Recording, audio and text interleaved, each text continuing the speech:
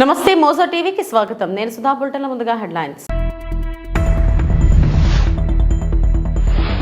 రైతులకు బకాయిల చెల్లింపు కోసం 1000 కోట్లు విడుదల. శ్రీనాథండ్ల మనోహర్.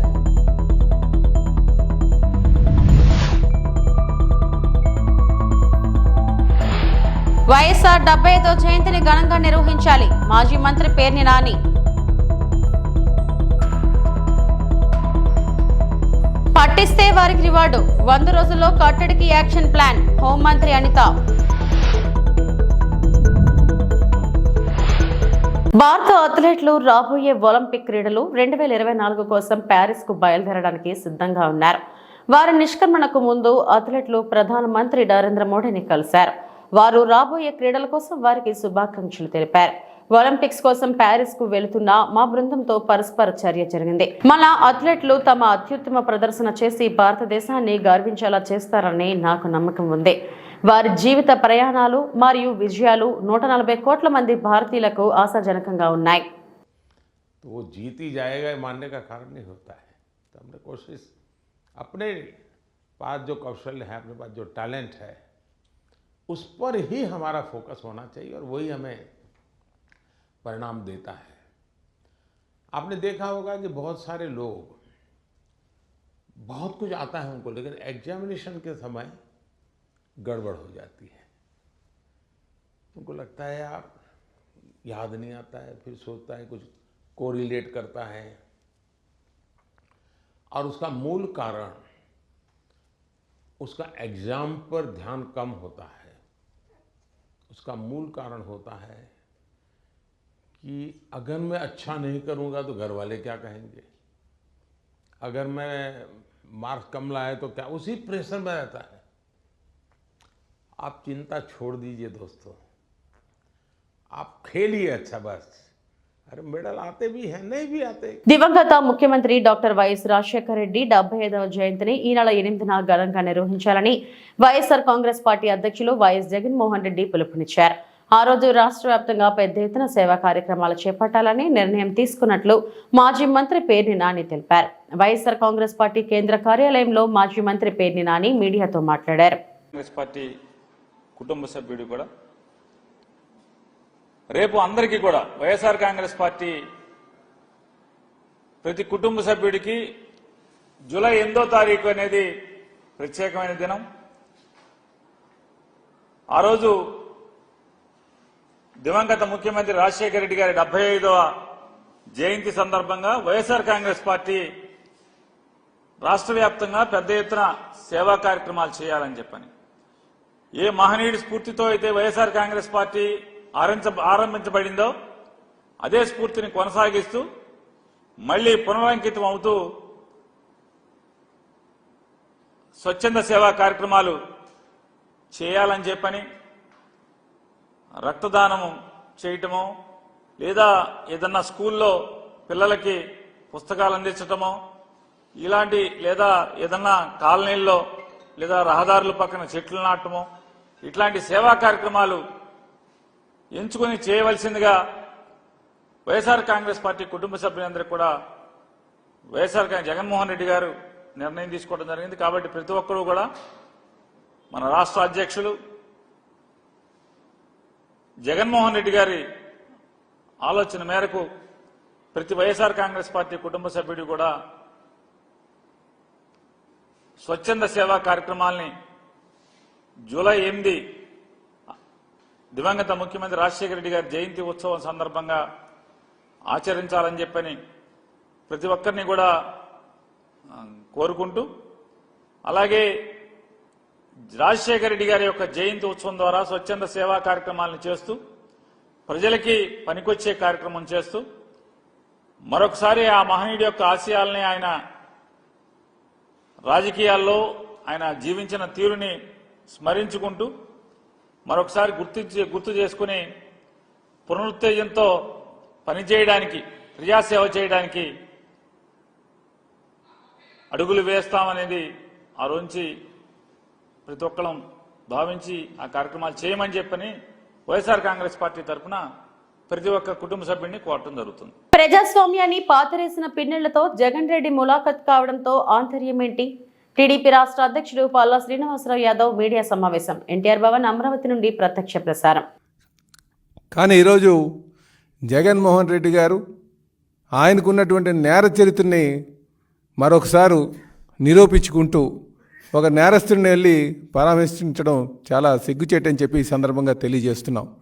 ఎందుకంటే నేను తెలుగుదేశం పార్టీ రాష్ట్ర అధ్యక్షుడిగా మాట్లాడుతున్నటువంటి మాటలు ఇవి. ఏ నాయకుడైనా సరే ఆదర్శంగా ఉండాలి, ప్రజలకు ఒక మెసేజ్ పాస్ చేయాలి, ఒక నమ్మకం చేకూర్చుకోవాల్సినటువంటి అవసరం ఉంది. కానీ ఈరోజు ఒక క్రిమినల్ని పరామర్శించడం చాలా దురదృష్టకరం అని చెప్పేసి ఈ సందర్భంగా నేను తెలియజేస్తూ, అలాగే ఇప్పటికైనా సరే ఒక పద్ధతిగా వెళ్ళాల్సినటువంటి అవసరం ఉంది. నాయకులంటే, రాజకీయ నాయకులంటే ఈరోజు సమాజంలో కొంత వ్యతిరేక భావం ప్రజల్లో ఉంది. ఎందుకంటే వీళ్ళు చెప్పేది ఒకటి చేసేది ఒకటని. ఎందుకంటే ఈరోజు నువ్వు జగన్మోహన్ రెడ్డి గారు చేసేటువంటి తీరు, మాకు ఆయన వెళ్ళేటువంటి తీరుని చూసిన తర్వాత నిజంగా ఎప్పటికీ కూడా ఈ వ్యక్తి మారడు, వీళ్ళు మళ్ళీ ప్రజలే బుద్ధి చెప్తారని చెప్పేసి ఈ సందర్భంగా తెలియజేస్తున్నాం. అదే ఈరోజు ఆయన ఇంకో మాట కూడా అన్నారు, తెలుగుదేశం పార్టీ కేవలం వాళ్ళు ఇచ్చినటువంటి ఏదైతే హామీలు ఉన్నాయో హామీలతోనే గెలిచారు, మోసపూర్తికంగా వీళ్ళు మాట్లాడి గెలిచారని చెప్పేసి మేము ఈ సందర్భంగా తెలియజేస్తున్నాం. గడిచిన 5 సంవత్సరాలుగా జగన్మోహన్ రెడ్డి గారిని ఏ విధంగా ఈ రాష్ట్ర ప్రజానికాన్ని మోసం చేశారో అన్న సంగతి మీకు ఒక్కసారి నేను వివరిస్తాను. ముఖ్యంగా పేదలకు అందుబాటు లేనటువంటి ధరలు ఎక్కడున్నాయండి? ధరలు ఆకాశానికి అంటుకున్నటువంటి ధరలు, నిత్యావసర వస్తువులు ఎక్కడ కూడా. నీ పాలనలో అనేక మంది దళితులను మీ వాళ్ళు చంపేస్తే ఏనాడు తాడేపల్లి ప్యాలెస్ దాటి బయటకు రాని నువ్వు ఈ రోజు ఒక నరరూప రాక్షసుడు. బీసీల పీకలు కోయించిన పిన్నెల్లి కోసం వచ్చావంటే నువ్వు ఎలాంటి వాడో అర్థమవుతుందని పులివెందుల ఎమ్మెల్యేపై ఫైర్ అయిన మడకశిర ఎమ్మెల్యే.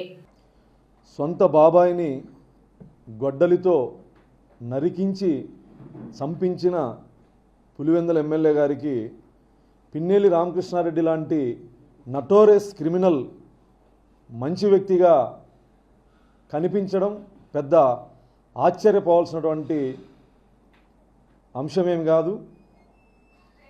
చంద్రయ్య అనే ఒక బీసీ నాయకుణ్ణి నడి రోడ్డు మీద గొడ్డలితో నరికించిన పిన్నెల్లి రామకృష్ణారెడ్డి 20 సంవత్సరాలుగా మాచర్ల నియోజకవర్గంలో జరుపుతున్న నరమేధం, 14 క్రిమినల్ కేసులున్నటువంటి నరహంతకుడు, భూకబ్జాదారుడు, దౌర్జన్యపరుడు, పేద ప్రజల్ని పీల్చి పిప్పి చేసినటువంటి ఈ నటోరియస్ క్రిమినల్ పిన్నెల్లి రామకృష్ణారెడ్డి అనే వ్యక్తి జగన్మోహన్ రెడ్డికి సౌమ్యుడు, మంచి వ్యక్తిగా కనిపించడం, బహుశా 30 కేసులున్న జగన్మోహన్ రెడ్డి 14 కేసులున్న పిన్నెల్లి రామకృష్ణారెడ్డి మంచి వ్యక్తిగా కనిపించుండొచ్చు.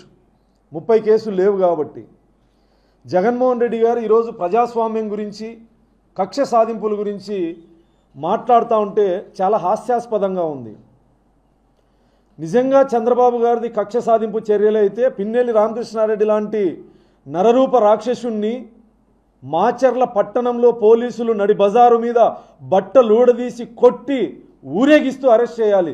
అంతటి నరరూప రాక్షసుడు పిన్నెల్లి రామకృష్ణారెడ్డి. దేశం మొత్తం చూస్తుండగా రాష్ట్ర ఎలక్షన్ కమిషన్ కేసు నమోదు చేసి ఈవీఎంని పగలగొట్టిన అప్రజాస్వామ్యవాది, రాజ్యాంగం మీద ఏమాత్రం గౌరవం లేనటువంటి వ్యక్తి ఈవీఎంను పగలగొడితే రాష్ట్ర ఎలక్షన్ కమిషన్, కేంద్ర ఎలక్షన్ కమిషన్, హైకోర్టు, సుప్రీంకోర్టు వీడు వెధవా అని మాట్లాడుతూ ఉంటే అక్రమంగా పిన్నెల్లి రామకృష్ణారెడ్డిని అరెస్ట్ చేశాడని చెప్పి జగన్మోహన్ రెడ్డి పులివెందుల ఎమ్మెల్యే గారు మాట్లాడడం, ఇది ఏ రకంగా చూడాలి? ఈరోజు జగన్మోహన్ రెడ్డికి ప్రజాస్వామ్యం గుర్తుకొచ్చింది, రాజ్యాంగం గుర్తుకొచ్చింది, రేపు మాపు అంబేద్కర్ గారిని కూడా గుర్తు చేస్తాం. కాకినాడ సీపోర్ట్ ఎంకరేజ్ ఫోర్ట్ ద్వారా కాకినాడ మాజీ ఎమ్మెల్యే ద్వారంపూడి చంద్రశేఖర్ రెడ్డి పీడీఎస్ బియ్యం అక్రమ రవాణా చేస్తున్నారని కాకినాడ సిటీ ఎమ్మెల్యే వనమాడి కొండబాబు ఆరోపించారు. కాకినాడ పోర్టు వద్దకు మీడియా ప్రతినిధులతో కలిసి వెళ్లి అక్కడ జరుగుతున్న అక్రమ రవాణాకు సంబంధించిన వివరాలను కొండబాబు వివరించారు. ఇటీవల కాలంలో పౌర సరఫరాల శాఖ మంత్రివర్యులు నాదెండ్ల మనోహర్ ఈ పోర్ట్ ఏరియాలో పర్యటించి పీడీఎస్ బియ్యం అక్రమ రవాణా జరుగుతున్నట్లు గుర్తించారని అన్నారు. ద్వారంపూడి కనుసన్నల్లోనే పీడీఎస్ బియ్యం అక్రమ రవాణా జరుగుతుందని తెలిపారు. తిరిగి మాపై బురద జల్లుతున్నారని, గతంలో ఎన్నోసార్లు ఫిర్యాదు చేసినప్పటికీ పౌర సరఫరాల శాఖకు సంబంధించి ఒక్క అధికారి కూడా పర్యటించి చర్యలు తీసుకునే దాఖలాలు లేవని అన్నారు. ఈ విషయమై మా ప్రభుత్వం విచారణ చేపట్టి తగు చర్యలు తీసుకుంటుందని తెలిపారు. వీళ్ళకి కావాల్సింది ఏంటండి? లోడింగ్ అన్లోడ్కి సక్రమైన జట్టీలు ఉండాలి, జట్టీలతో పాటు రోడ్లు ఉండాలి, రోడ్లతో పాటు ప్రధానమైంది ఏంటంటే డ్రెడ్జింగ్ చేయాలండి. ఎప్పటికప్పుడు మూసేస్తుంటారు, కెనాల్ మూసేస్తుంటుంది. లో టైడ్లో కానీ హై టైడ్లో కానీ ఎప్పుడైనా సరే బాధ్య లోడింగ్ అన్లోడింగ్ అయిపోయి వెళ్ళిపోతుండాలి. 2 నెలల క్రితం బ్రిడ్జింగ్ చేశారండి. అలాంటిది ఈ రోజున లో టైడ్లో హై టైడ్ అయినప్పుడు కూడా నిత్యం జరుగుతుండాలి పని. డే అండ్ నైట్ ఇది లోడింగ్ అన్లోడింగ్ జరుగుతుంది. డే అండ్ నైట్ జరిగితేనే రవాణా జరిగినట్టు, లేకపోతే డెమరేజ్ పడిపోతుంది షిప్కి. అక్కడ డే అండ్ నైట్ జరగాలి. ఆ విధంగా జరగడం కోసం డ్రెడ్జింగ్ చేయాలని చెప్పి మా ప్రభుత్వంలో మేము డ్రెడ్జింగ్ చేసాం. ఎప్పుడు కూడా డ్రెడ్జింగ్ చేయడమే కాకుండా రోడ్లు వేయించాం, అన్నీ చేస్తాం. ఏమండి, ప్రభుత్వం వచ్చిన తర్వాత వీళ్ళు ఏం చేశారో చూడండి. 2 సార్లు శంకుస్థాపన చేశారండి. మెరిటైమ్ బోర్డు చైర్మన్ గారు వెంకటరెడ్డి గారు వచ్చి శంకుస్థాపన చేశారు. ఎంత 73 కోట్లతో మేము ఇక్కడ డ్రెడ్జింగ్ చేస్తామని చెప్పి. అదేవిధంగా మళ్ళీ అదే వర్క్కి మంత్రి అమర్నాథ్ గారు వచ్చారు, శంకుస్థాపన చేశారు. అదే వర్క్కి చూడండి, ఎక్కడన్నా ఉంటుందండి ఒక వర్క్ ఇద్దరు చేయడం. చేశారు అంటే పోటీ, ఎవరికాళ్ళు పోటీ. దేనికోసం అంటే అవినీతి కోసం పోటీ తప్పండి. ఆడు చేసింది మనం చేయడం ఏంటని అనుకోలేదండి. వాడు చేసింది మనం చేయడం ఏంటని మంత్రి అనుకోలేదు, మంత్రి చేసింది మనం చేయడం అంటే వాళ్ళు అనుకోలేదు. అందుపోనీ అక్కర్లేదు, ఎమ్మెల్యేనే చెప్పాలి కండి. దూరంపూడి చంద్రశేఖర్ రెడ్డి ఏమండి ఇది ఆల్రెడీ ఓసారి చేస్తామండి, మళ్ళీ మనం చేయడం ఏంటని అనాలి కదండి దూరంపూడి చంద్రశేఖర్ రెడ్డి అండవు. ఎందుకంటే అక్కడ ఉంది కిలక అక్కడ ఎందుకు ఉందంటే దూరంపూడి చంద్రశేఖర్ రెడ్డి అవినీతిని ఇద్దరిని మేనేజ్ చేయాలి. ఆయన అంటాడు మంత్రి, నాకు తెలియకుండా నువ్వు ఎందుకు చేసావు శంకుస్థాపన ఆయన అంటాడు. నేను మెరిటైమ్ బోర్డు చైర్మన్ని, నాకు తెలియకుండా నువ్వు చేయడం ఏంటని ఆయన అంటాడు. పాపం ఇద్దరిని మేనేజ్ చేసుకున్నాడండి. వర్క్ చేశాడండి. 73 కోట్ల రూపాయలు ఖర్చు పెట్టి రోడ్లు ఇక్కడ డ్రెడ్జింగ్ చేశాడు. డ్రెడ్జింగ్ ఎప్పుడు చేశారండి? మొన్న మార్చితో కంప్లీట్ అయిందండి వర్క్. మార్చి నెలతో కంప్లీట్ అయిందండి వర్క్. మార్చి నెలతో కంప్లీట్ అయిన తర్వాత ఇక్కడ లోడింగ్ అన్లోడింగ్ జరుగుతుంటే బాధ్యతలు తగిలిపోతున్నాయండి. హై టైడ్లో తగిలిపోతున్నాయి, పోర్ట్ టైంలో తగిలిపోతున్నాయి. అన్నవరం శ్రీ వీర వెంకట సత్యనారాయణ స్వామివారి దేవస్థానంలో వేద స్మార్త ఆగమ పాఠశాల విద్యార్థులకు కొంతమంది విద్యార్థులకు అస్వస్థత వచ్చిన కారణంగా కాకినాడ జిల్లా డిఎంహెచ్ఓ జె నరసింహ నాయక్ వచ్చి పర్యవేక్షించారు. ఈ సందర్భంగా ఆయన మాట్లాడుతూ ప్రస్తుతం అస్వస్థతకు గురైన విద్యార్థులను వేరే చోటికి మార్చి కాచి పడపోసిన నీళ్లను ఇస్తూ వారి ఆరోగ్యాన్ని పర్యవేక్షిస్తున్నామని తెలిపారు. అంతేకాకుండా ఇది సీజనల్, ఇంకా వచ్చే మార్పుల వల్ల వస్తుందని, కావున అందరూ కాచి వడపోసిన నీళ్ళనే త్రాగాలని, ఎక్కువగా క్లోరినేట్ చేసుకున్న వాటర్ అనే పేరు వాడాలని, తినే ఆహార పదార్థాల విషయంలో కూడా తగు జాగ్రత్తలు తీసుకోవాలని ఆయన సూచించారు.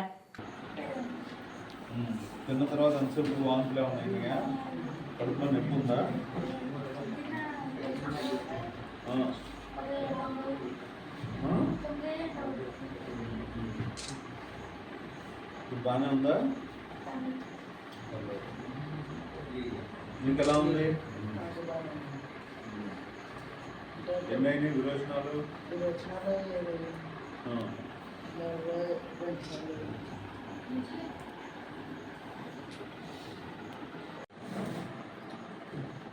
ఎన్నాళ్ళు చెప్తున్నారు ఆఫ్టర్?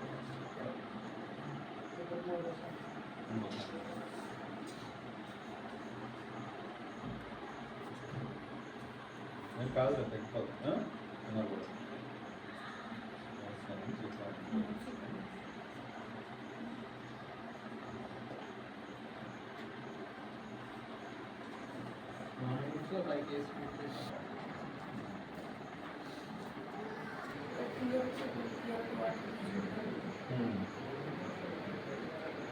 మీకు కొంతమందికి వచ్చిన అంతకు రాలా.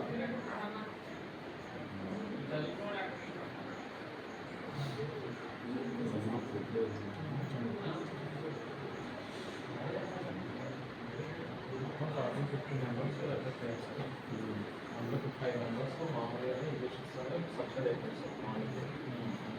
ఒక 5 మెంబర్స్ ఫ్లూయిడ్స్ కింద వాళ్ళు కూడా సబ్సిడీ ఇంకో 5 యాక్టివిటీస్ ఆ 5 యాక్టివిటీస్ రేపు ఇక్కడ పక్కన కంటిన్యూస్గా పర్సన్స్ మాట్లాడుతున్నాం. అందరికీ నమస్కారం అండి. నేను కాకినాడ డిఎంహెచ్ఓ మాట్లాడుతూ ఉన్నాను. ఈ అన్నవరము వేద పాఠశాలలో కొంతమంది పిల్లలకి ఈ ఫుడ్ పాయిజనింగ్ సిమ్టమ్స్ వచ్చి కొంత వాంతులు అవి అయినవి. ఆ పిల్లల్ని ఇప్పుడు ఇక్కడ ఆల్రెడీ ఇక్కడ ఒక హాస్పిటల్ ఉంది మనకి. ఈ హాస్పిటల్లో ఉన్న డాక్టర్స్ వైద్యం చేస్తూ ఉన్నారు. ఒక 5 పిల్లలకు మాత్రం సెలైన్స్ అవి పెట్టడము, సెలైన్స్ పెట్టాల్సి వచ్చింది. ఇప్పుడైతే పిల్లలు అందరూ క్షేమంగానే ఉన్నారు. వాళ్ళందరినీ కూడా వేరే చోటకి షిఫ్ట్ చేసి వాళ్ళకి కాచి వడబోసిన నీళ్ళు ఇవ్వటము, అలాగే మంచి ఆహారం కూడా చెప్పాము. జాగ్రత్తలు, మంచి ఆహారం తీసుకోమని చెప్పాము. అందరూ ప్రజెంట్ పిల్లలందరూ క్షేమంగానే ఉన్నారు. ఎవరు ఇబ్బంది పడాల్సిన అవసరం లేదు. ఇప్పుడు శాంపిల్స్ ఏమైనా తీశారు సార్? వాటర్ శాంపిల్స్ కలెక్ట్ చేసామండి. అలానే ఫుడ్ శాంపిల్స్ కూడా మనకి కలెక్ట్ చేసాము. రేపు మనకి ఒక టీం కూడా వేసాము. ఆ టీం కూడా వచ్చి మనకి కాజ్ అనాలిసిస్ అది చేస్తారు. RRT team, rapid response team. Sir జిల్లాలో ఎంతమంది ఉన్నారు సార్ డయేరియా కేసులు? అంటే మనకి ఈ వాతావరణ మార్పుల వల్ల మనకి వర్షాలు ఎక్కువ పడి ఈ సీజన్ చేంజ్ వల్ల మనకి డయేరియా కేసెస్ అనేది అక్కడక్కడ రిపోర్ట్ అవుతూ ఉన్నాయి. మనకి ఏంటంటే 5% ఆఫ్ కేసెస్ మనకి జనరల్ పాపులేషన్లో డయేరియా కేసెస్ ఉంటాయి అన్నమాట. ఏదో ఒక రీజన్, అది ఫుడ్ వల్ల అవ్వచ్చు, లేకపోతే వాటర్ వల్ల అవ్వచ్చు, లేకపోతే వేరే రీజన్స్ ఏదన్నా వాళ్ళ ఇల్లు హెల్త్ వల్ల అయి ఉండొచ్చు. సో అలాగా మనకి ఈ సీజన్లో కొద్దిగా మనకి అక్కడక్కడ కేసెస్ ఎక్కువ కనబడుతూ ఉన్నాయి. వాటిని ఎప్పటికప్పుడు మనము అలర్ట్ చేసి అందరూ కూడా జాగ్రత్తగా ఉండాలి. కాచి వడబోసిన నీళ్లు తాగాలి.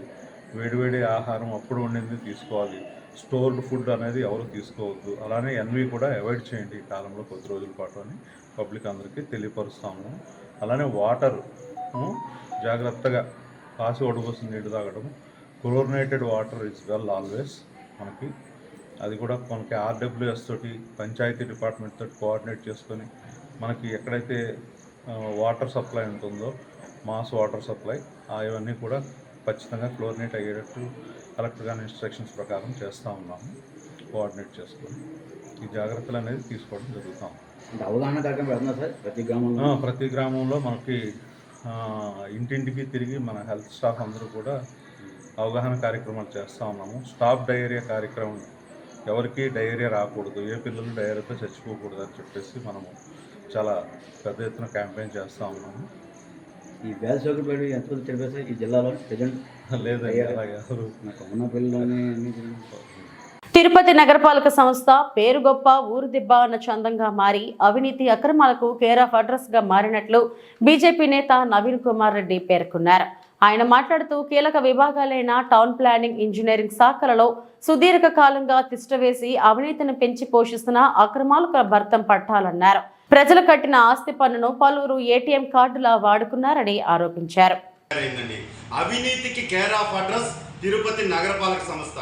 గత 5 సంవత్సరాలుగా ఎవరైతే కీలకమైనటువంటి శాఖలు టౌన్ ప్లానింగ్, ఇంజనీరింగ్ విభాగాలలో సుదీర్ఘ కాలంగా తిష్ట వేసుకొని ఆడ కూర్చొని అవినీతిని పెంచి పోషిస్తున్నారండి.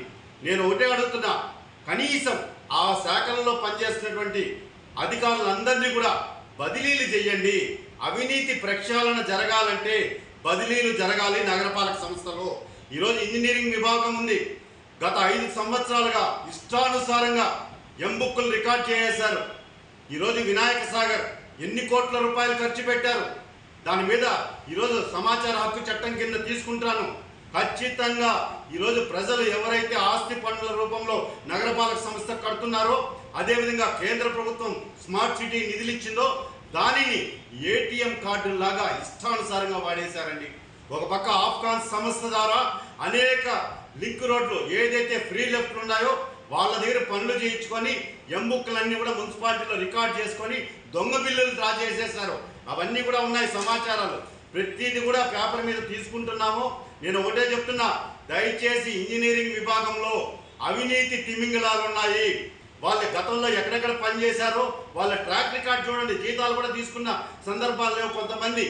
అదే పనిగా ఏ పార్టీ అధికారంలో ఉంటే ఆ పార్టీ నాయకుల కొమ్ము కాస్తూ అత్త సొత్తు అల్లుడు దానం చేసినట్టు ప్రజలు కట్టే ఆస్తి పన్నులను మంచి నీళ్ళలాగా ఖర్చు పెట్టేస్తారా?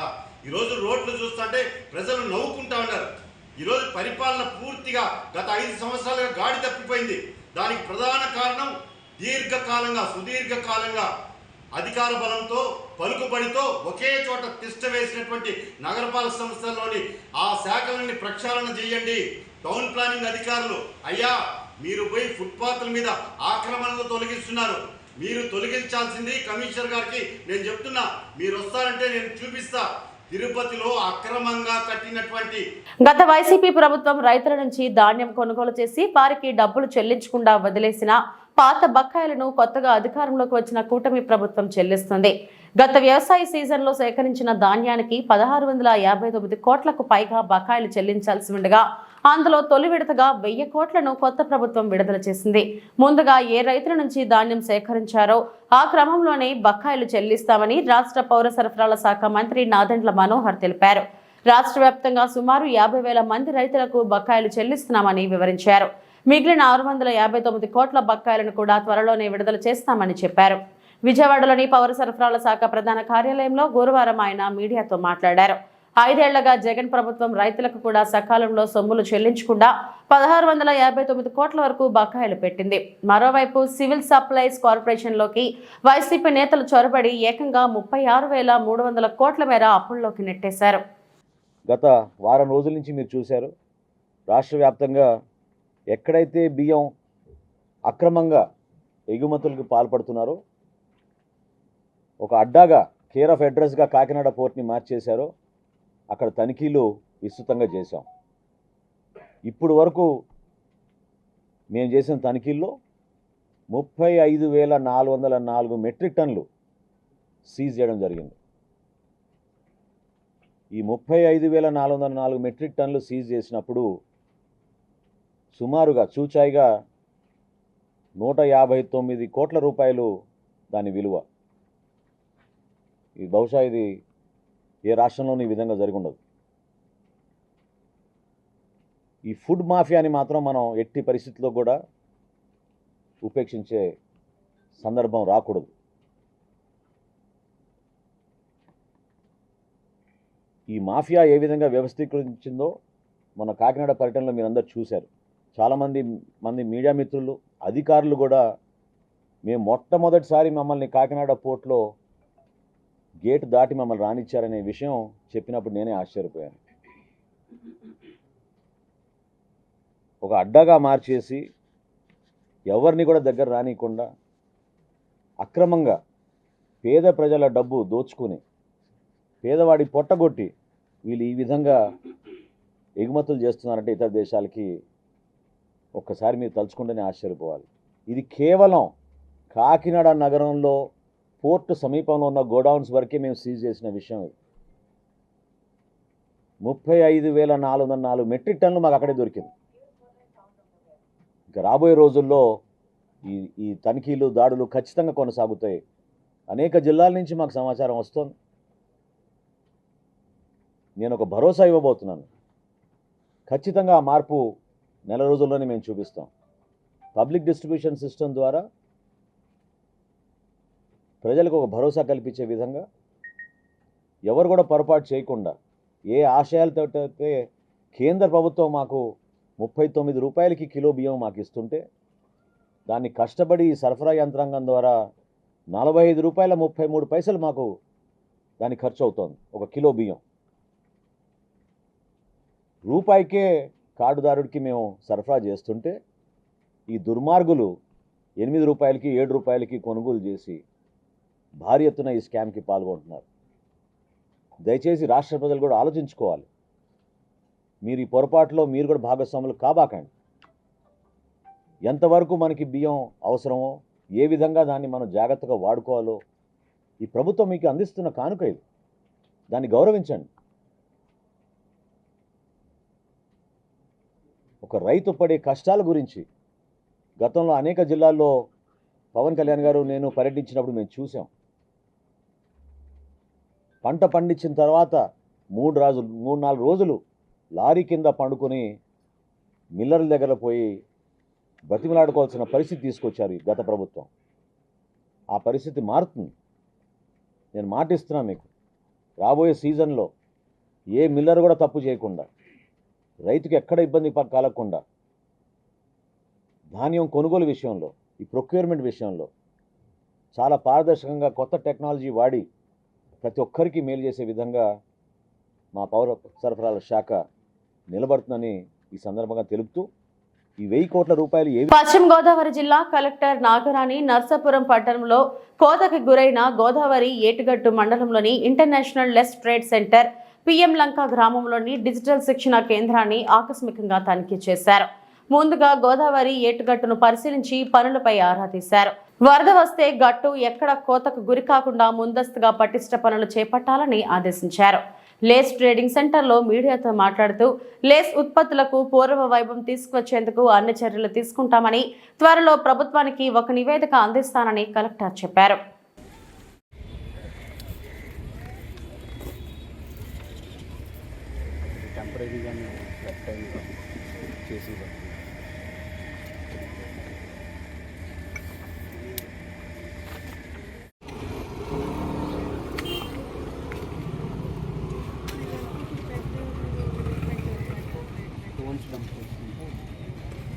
వచ్చేటికి మనకి +1.2 టైడ్ జరిగింది. అందుకని +1 దగ్గర ఈ ప్లాట్ఫామ్ నుంచి ఇలాగ స్లో పోతుంది.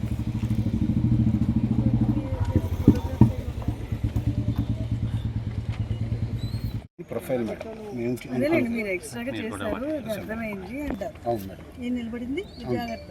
అవును మేడం. ఆయన ఆ పాయింట్ అది. అవును మేడం. సో ఇది ఆ కిందది ఈ point. Yes madam. So this is ఆ చివరిది మనకు కనబడేది వాటర్ లెవెల్ కాదు ఇది. Yes madam. ఇక్కడ స్లోప్ స్టార్ట్ అయింది. Yes madam. This is going up to 80 meters. Yes madam.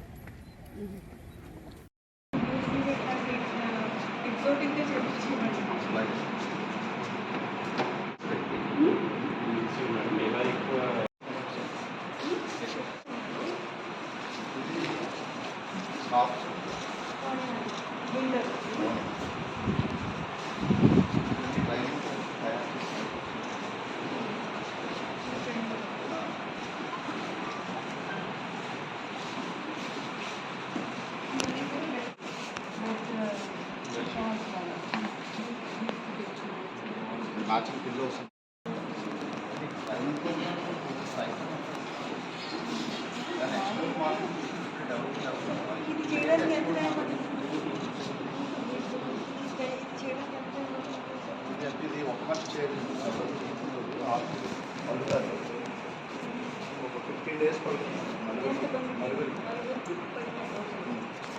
Double bed sheet bed cover 60 days 69 days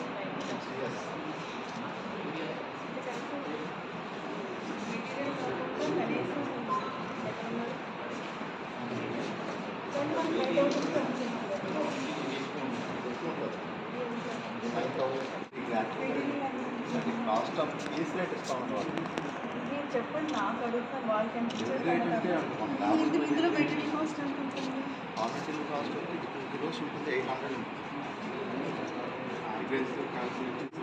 మరి ఇన్కమ్ చూసుకుంటే అది ఎక్కువ ఉంటుంది. But they not doing continuously కాదు.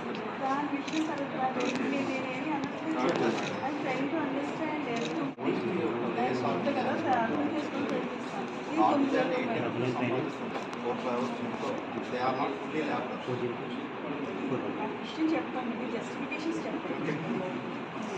9,000 దీంట్లో మెటీరియల్ కాస్ట్ 800 అంటే ఇది ప్లస్ కిలో కాస్ట్ ఓన్లీ ఇదేనా? కిలో 2 kilos ఇస్తాం మ్యాచింగ్.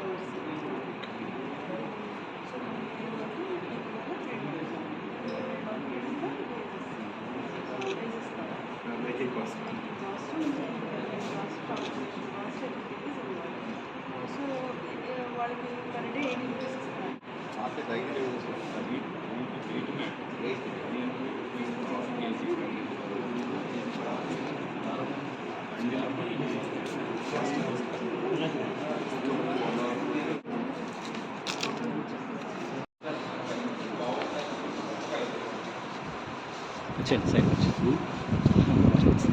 అది అదొక ఎక్సోటిక్గా అనిపించింది.